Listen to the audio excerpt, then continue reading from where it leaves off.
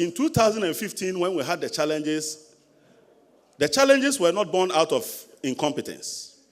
The challenges were not born out of inability to manage our economy.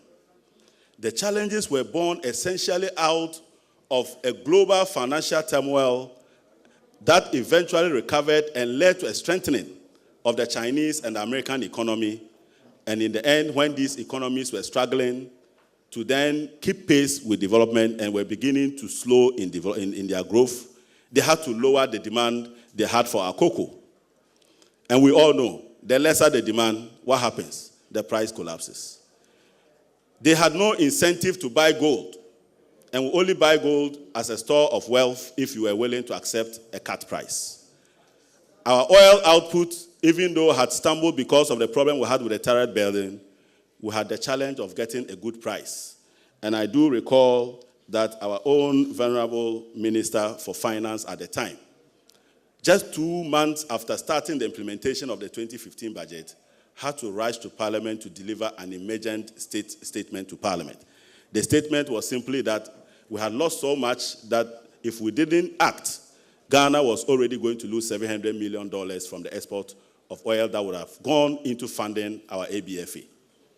Under the circumstances, the country was strained.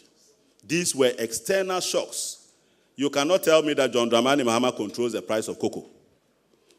Neither can you tell me that the NDC controls the price of gold, or we control the dynamics of the global market environment.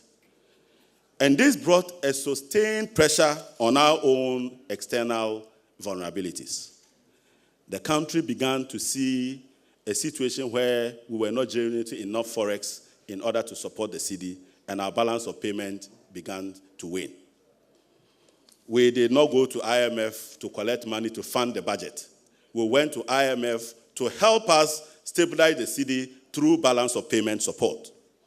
What that meant was that anytime IMF released money to us, it was meant to go and increase our buffers. That is why Bawumia must understand that when you are now risking their money, they must be complaining why you want to pump their 980 million recklessly into the market when the aim was to use that to build the buffers.